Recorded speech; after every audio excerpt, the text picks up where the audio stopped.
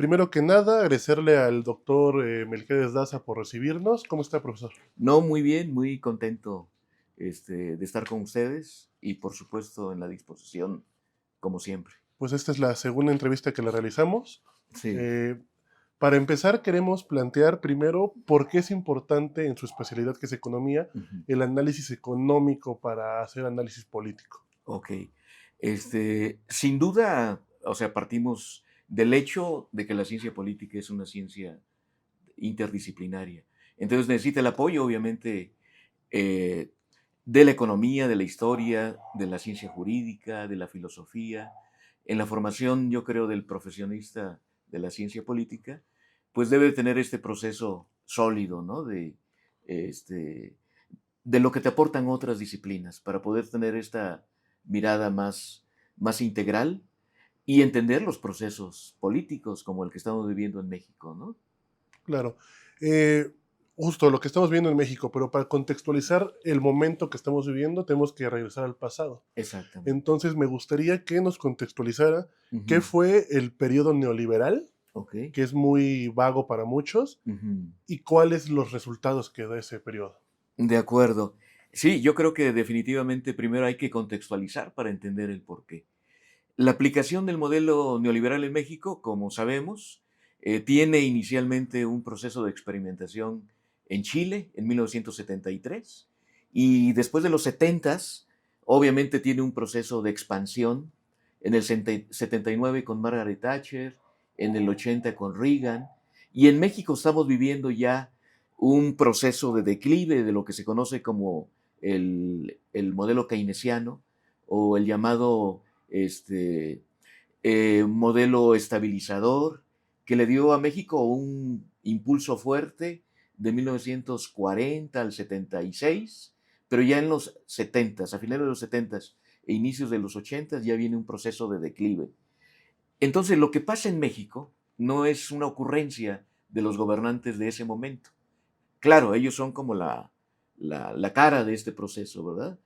Pero estas políticas neoliberales en México se empiezan a implementar efectivamente en 1982 con Miguel de la Madrid y vienen a profundizarse con los siguientes gobiernos, particularmente con Salinas y Cedillo más tarde. Y está basado fundamentalmente en tres ejes. Yo creo que esta parte es muy importante porque mucho se habla de neoliberalismo, pero a veces no se puntualiza. El neoliberalismo es una etapa del desarrollo del capitalismo a nivel global. Y vamos a ver que es un proceso que se fundamenta principalmente en tres ejes. ¿Cuáles son esos tres ejes? Las privatizaciones, la apertura y la liberalización. Entonces, esta aplicación que vivimos en el país vienen obviamente bajo presión de los centros financieros internacionales. Recordemos que México tiene una economía muy frágil. Ocurrieron muchas cosas en los 80, pero ya estábamos en un proceso eh, de agotamiento del modelo anterior y entonces viene este proceso de privatizaciones que dio precisamente resultados, yo creo, terribles. ¿Por qué digo terribles? Y sobre todo en el aspecto social, ¿sí? Porque aquí podríamos decir, ¿el neoliberalismo fue exitoso? Claro, fue exitoso para un pequeño sector, ¿sí? Para un sector reducido de la economía. Y fue terriblemente nefasto para la mayoría de la población. Y podemos ver tres indicadores. Por ejemplo, eh, fíjense, de 1940 al 76, la economía tuvo un crecimiento formidable que no hemos visto en otro momento. Aproximadamente como del 6% del crecimiento del PIB anual. ¿Sí? Los salarios en este periodo crecieron también de una manera constante. No significa que no haya problemas, ¿no? Por supuesto. Pero los salarios aumentaron prácticamente 100% en su capacidad real, en el poder adquisitivo. ¿Sí? Lo mismo podemos ver con los indicadores de empleo, de inversión pública. Es decir, se vio un periodo de expansión. Pero ¿cuáles son los resultados en esta etapa del 82 al 18? Yo creo que eso también explica lo que vivimos ahora. ¿Sí? Por ejemplo, en el caso del PIB, el PIB tuvo un crecimiento eh, del 2% en promedio, ¿sí? que si contemplamos el crecimiento poblacional, prácticamente no crece la economía en este periodo de más de 40 años, 30, 40 años, ¿sí? Los salarios, esto es un punto importante, los salarios pierden su capacidad adquisitiva en un 70%, ¿sí? Y por lo tanto, hace un momento que señalaba que está basado en las privatizaciones y en la desregulación, eso significa que el gobierno no decide, no pone reglas, ¿sí? Es libre juego de oferta y demanda. Eh, Vamos a ver que hay un declive de la inversión pública, porque es muy importante, ¿sí? En prácticamente 70%. Es decir, el Estado se retira de las actividades que venía desarrollando anteriormente como Estado inversor, ¿verdad? Que generaba empleo, que generaba posibilidades de desarrollo. Entonces, lo que se fue acumulando en este periodo del 82 al 2018, incluyendo, aquí es importante señalar, estos gobiernos de alternancia. Con la llegada del PAN en el 2000, vamos a ver que no se dejan atrás las políticas neoliberales, sino al contrario, hay una reafirmación. Entonces, esto que vivimos a partir del 2018, ¿sí? Yo creo que es una consecuencia prácticamente anunciada de que este modelo no tenía alternativa y viéndolo de manera optimista, yo creo que el proceso del 2018 y el arribo de López Obrador fue como despresurizar el ambiente tenso que teníamos y buscar nuevas alternativas.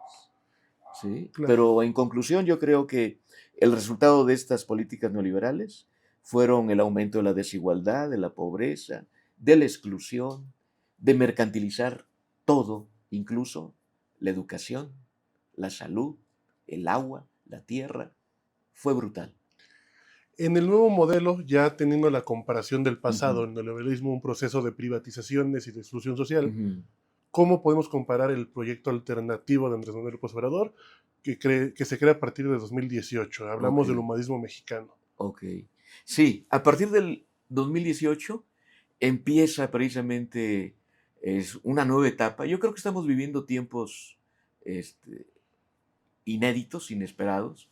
Y obviamente los resultados del gobierno de López Obrador considero que hay luces y sombras.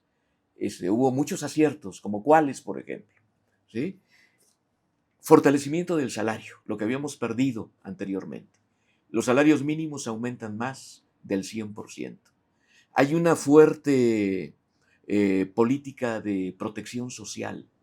Por ejemplo, estas pensiones a los adultos mayores, jóvenes construyendo el futuro, eh, Sembrando Vida, que es un proyecto ambicioso de reforestación, y luego las obras emblemáticas. Yo creo que fue un momento importante y es lo que permitió también un crecimiento del empleo, sobre todo en el sureste, la construcción de la refinería Dos Bocas, el Tren Maya, el proyecto transísmico. Yo creo que estos elementos detonaron el crecimiento del empleo y si hay empleo hay generación de salarios y si hay salarios hay demanda, la economía entra en un proceso virtuoso a pesar de la pandemia, porque atravesamos el periodo de 2020-22 donde todas las economías del mundo prácticamente se colapsan. Es el año terrible y la economía mexicana no escapa. Si ustedes recuerdan, si vamos a los indicadores, cayó más del 8%, 8.5%. Fue terrible, pero fíjense, de 200 economías en el mundo, 190 fueron de picada y la nuestra también. Y después viene un proceso de recuperación. Entonces decía, estos proyectos que son emblemáticos para el gobierno mexicano. El asunto de los salarios, el asunto de la protección social, yo creo que fueron los grandes aciertos. Y además generar, yo creo, esta posibilidad de transformar, del cambio, donde la gente cree que es posible. Eh, Eso me parece importante porque yo creo que aquí la oposición a, a este gobierno de la 4T no ha podido leer este asunto, ¿no? Han criticado que la gente se mueve por el estómago. Claro que se mueve por el estómago. ¿no? Los salarios, el ingreso, los niveles de satisfacción. O sea, eso se tiene que desarrollar. Y ellos tuvieron la oportunidad también, ¿verdad? O sea, ¿por qué no lo hicieron? Pues obviamente porque su proyecto de país es distinto.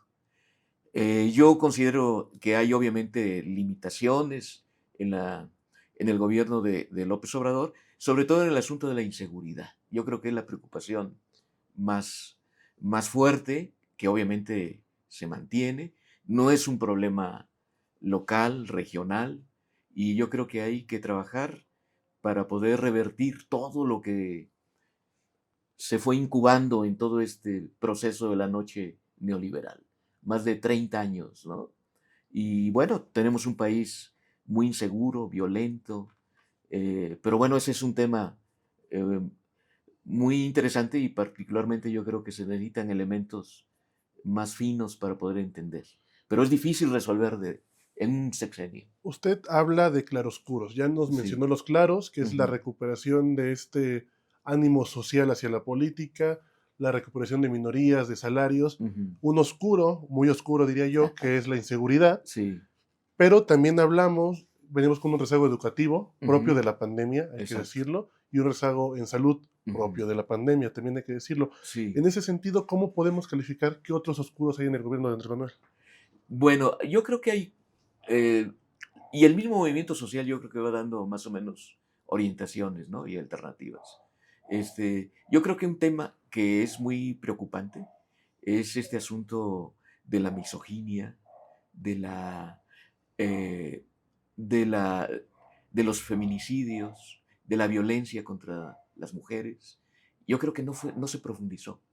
Y veo esa diferencia con el gobierno de Claudia Sheinbaum. Yo creo que si hay una orientación a tratar de ir más allá, de fortalecer el empoderamiento de las mujeres. Porque hay muchas cosas que no se han resuelto, ¿no? Por ejemplo, los salarios entre hombres y mujeres sigue siendo desigual. El nivel de oportunidades, aunque se busca a veces esquemas paritarios, no, no se realiza todavía plenamente, ¿no? Entonces sí, este asunto de la violencia y lo que tú señalas, el déficit en lo que es la inversión en educación y tecnología, yo creo que es un punto que si nosotros vamos, por ejemplo, a este planteamiento que lanza durante su primera actividad pública, el 1 de octubre, ¿sí? Enumera 100 puntos. Y entre ellos se menciona precisamente el apoyo, y lo estamos viendo, a lo que es el fomento, el impulso, el desarrollo de la educación en todos los niveles. Pero yo creo que es importante, muy importante a nivel superior y en términos de tecnología y de investigación, porque yo creo que es el gran, este, bueno, es un talón de Aquiles para poder lograr el desarrollo. Antes de entrar en temas de Claudia, me gustaría hacer una acotación y ver qué opina usted. Ujú, La oposición, PAN, PRI, PRD, se jactan que durante sus gobiernos se construyen instituciones. ujú, Sin embargo, en el periodo neoliberal, como usted menciona, hay un abandono del Estado. ujú, Uno, eso es una contradicción. ujú, No puede haber un abandono del Estado y que una creación de instituciones al mismo tiempo. ujú, Segundo punto, quejan mucho a Andrés Manuel de la destrucción de estas instituciones del periodo neoliberal ujú, y de un abandono también del Estado de alguna forma. ujú, Pero vemos que hay un segundo piso en el que se busca fortalecer varios sectores como el sector tecnológico y de investigación. ¿Qué ujú. opina usted? Sí, yo creo que esa es una de las principales apuestas de este gobierno, del segundo piso de la 4T, el asunto de la educación, eh, porque yo creo que es fundamental. Si no tenemos competitividad como país, es porque a nivel de lo que es la inversión, repito, en tecnología, en educación superior, es muy limitado. ¿Sí? ¿Cuánto se invierte en México para estos rubros? Menos del 1% del PIB, cuando otros países invierten el 5 o 6%. Entonces yo creo que en educación superior falta profundizar. Y sobre el otro aspecto que señalas, el asunto de las instituciones autónomas, regulatorias.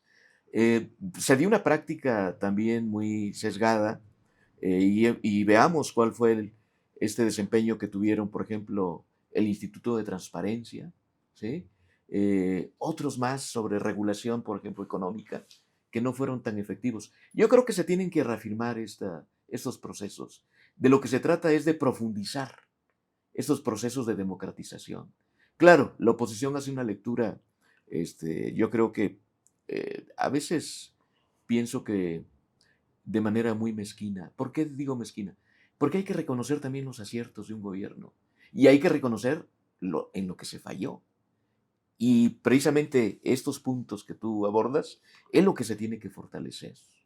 Es decir, este tránsito de lo que es la democracia representativa a una democracia más participativa, Popular, ¿verdad? por decirlo de alguna forma. Sí, donde obviamente las decisiones de la gente se tomen en cuenta.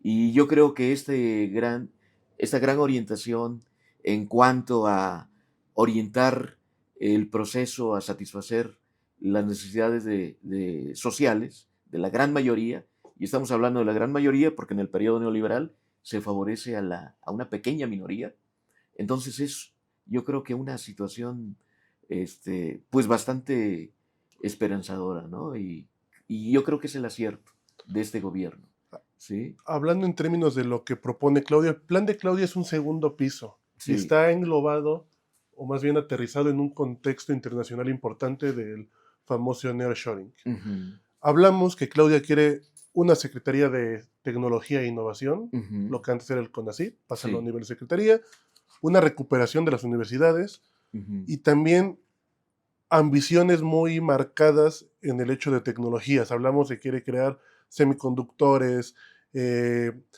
la producción de litio y la creación de software público. ujú, En el marco del nearshoring, esas condiciones son necesarias para poder aprovechar esa herramienta. ujú, Pero hay muchos retos. Uno, ¿de claro. dónde sacamos el dinero? Ujú, Hay el déficit fiscal que tenemos en México alcanza para seguir haciendo esto más los apoyos sociales. Y sí. segundo, cómo mantener al proyecto de la 4T fiel a los Ujú, principios de Andrés Manuel y de Claudia ujú, y que no se desvíen a una ruta de un pragmatismo vulgar con personajes como los Yunes, por ejemplo. ok. Bueno, sin duda este es el gran reto, ¿no? El- Y tú mencionas cosas muy importantes. Este nuevo proceso que estamos viendo a nivel global, estamos viendo una fuerte presencia de los países que están integrados en el BRIC o en los BRICS, porque cada vez se suman más. Y este proceso de relocalización, que es el nearshoring, ¿sí? También presenta retos. México tiene muchas ventajas. Tiene una ubicación geográfica envidiable, porque obviamente compartimos frontera con uno de los países más fuertes en términos de mercado y de consumo. Eh, México tiene recursos naturales, mencionas el litio. Eh, Tenemos también una fuerza laboral que es obviamente un atractivo para los inversores, ¿sí? Yo creo que es importante insertarse en este proceso, pero con un proyecto propio, con un proyecto TEN que favorezca. Nuestra competitividad como país no puede estar basada en ofrecer fuerza de trabajo barata. ¿Sí me explico? Entonces, ok, están las condiciones, ya se anuncia todo un proyecto de infraestructuras, carreteras, puertos, trenes, eso me parece extraordinario porque va a potencializar el desarrollo en todas las regiones del país y particularmente en esta zona que compartimos con Estados Unidos, pues va a ser un atractivo. Yo creo que va a ser muy importante, pero insisto, ya es un proyecto encaminado con una orientación de preservar también lo que es la soberanía y la independencia económica, que a veces es muy difícil, pero tú tienes que apuntar hacia allá. El manejo de los energéticos, de litio, de los recursos naturales, que eso sí, yo creo que deben de estar bajo protección del Estado, porque de esa manera se puede asegurar que el uso sea explotado de manera racional y con beneficio, obviamente, para la población. Entonces, yo creo que es un gran reto y justamente estos elementos múltiples para poder resolver el apoyo a la investigación, a la educación, a leyes regulatorias, ¿no? A una protección también de los salarios. Eso me parece muy importante. Y ya lo estamos viendo, hay algunas propuestas que también me parece significativo. Uno de los puntos de la presidenta Sheinbaum, de proteger, de crear una red de protección para los trabajadores que trabajan en estas plataformas digitales, que no lo teníamos. Y tal parece que ya se va avanzando y puede ser un proyecto concretado. Entonces, esa es mi opinión, Josué. El reto es el dinero. Hablamos de que en México se encuentran ¿Ok? recursos limitados. Sí. ¿Una reforma fiscal es indispensable? Pues no se ha anunciado como tal, pero yo creo que va a llegar un momento en que va a haber un replanteamiento sobre una reforma fiscal. Pero fíjate que aquí también es importante señalar lo siguiente. México tiene un asunto de déficit, pero que no se compara con lo de otras economías, ¿eh? Por ejemplo, si comparamos Japón, Francia, España, los mismos Estados Unidos, porque obviamente tú señalas bien, el Estado necesita recursos. ¿De dónde van a salir? Ya en este gobierno de López Obrador, el planteamiento fue combatir la corrupción y uno de los elementos principales, el cobro de impuestos a las grandes empresas. Y hay resistencias. Entonces, ahí el planteamiento es aplicar los recursos públicos con probidad, con transparencia y obviamente recortar aquellas partes donde hay un exceso de gasto, ¿no? Yo creo que por eso se han generado estos enfrentamientos y enconos, porque hay un sector muy privilegiado que siente afectados sus intereses, como es el caso del Poder Judicial, ¿no? Que los salarios son muy altos. Entonces, el presupuesto puede utilizarse de manera más eficiente si se maneja con transparencia y de manera planeada. Insisto, yo creo que sí va a haber necesidad, aunque no lo anuncian ahora, ¿sí? De pasar después a una etapa de una reforma fiscal, porque yo creo que va a ser obviamente necesaria, porque tiene razón, ¿de dónde van a salir los recursos? ¿Sí? Y no perdamos de vista, si queremos hacer análisis comparativo, veamos cuánto paga el capital, cuánto pagan los grandes detentadores de poder o de riqueza en otros países y cuánto se paga en México. Son de las tasas más bajas. ¿Eh? Entonces yo creo que sí, este planteamiento de un impuesto progresivo no es nada nuevo, es algo que se aplica en varios países y es buscar precisamente una distribución un poco más equitativa, que a todos conviene. Si la gente tiene posibilidad de niveles de bienestar mejores, es más conveniente para todos. El segundo ¿Sí? gran reto es, con el poder que tiene Claudia y que tiene Morena, cómo evitar una disolución de ese poder. Es decir, hablamos Claro, que está la presidenta, que es sí. la figura predominante del país, Ujú, está una presidenta de partido, en la que está incluido el hijo del presidente Andrés Manuel ujú, López Obrador como secretario de organización de Morena, y hablamos de dos liderazgos muy fuertes en el Congreso, ujú, senadores Adán Augusto ujú, y diputados Monreal. ujú. ¿Cómo converger para que ese poder se ajuste y se logre todo esto y no simplemente haya unas fricciones que terminen que la tuerca se Ujú, engrane y que no, claro. no ruede? Pues ese también sin duda es uno de los retos más grandes, ¿verdad? ¿Cómo darle continuidad a este proyecto? Y obviamente tenemos que reconocer también críticamente que en Morena han llegado pues muchos personajes de la política tradicional, ¿sí? Y vemos ahí figuras que han estado en otro momento y que ahora están en Morena. Pero no perdamos de vista que el proyecto de transformación es el elemento más importante, ¿no? Y señalas bien, o sea, cómo tratar de mantener esta continuidad. Yo creo que a nivel de América Latina, y conste que en América Latina ahora se presenta como una alternativa, incluso a lo que sucede en Europa o en otras latitudes. Morena es un fenómeno a nivel global. Revisen ustedes sobre este asunto, por ejemplo, eh, de la comunicación que tuvo López Obrador. Fue un fenómeno mediático y logró, obviamente, cambiar la percepción. Yo creo esto que se define como el sentido común, ¿verdad? Cambió el sentido común y está cambiando el sentido común. ¿Por qué señalo esto? Porque en el caso, por ejemplo, de América Latina, estamos ahora en lo que se conoce como la segunda ola del progresismo, pero del año 2000 al 2015 se vivió un primer momento del progresismo en América Latina. Y arriba al poder Lula, Evo Morales, Kirchner, Mujica, Rafael Correa en Ecuador. Es decir, viene un proceso en América Latina de democratización y de la aplicación de políticas progresistas, incluyentes, con buenos resultados. Pero ¿qué pasa después? ¿Sí? Que viene una ofensiva, golpes parlamentarios, ¿sí? La guerra judicial contra Dilma Rousseff, lo que se vivió en Bolivia, golpes de Estado. Y entonces el aparato mediático yo creo que juega un papel clave, importante, para trabajar en la percepción, en el sentido común. Porque después hay procesos electorales, como en Brasil, y regresa una opción conservadora, con Bolsonaro. Y en Argentina, lo mismo.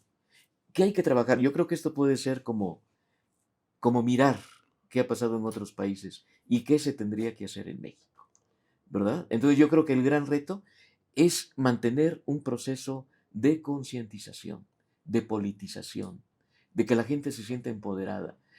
Y aquí solamente yo veo que hay una garantía de que este proyecto de transformación continúe, que haya una población organizada, ¿sí? Mientras haya organización social, la derecha es difícil Que que germine. regrese, que retorne.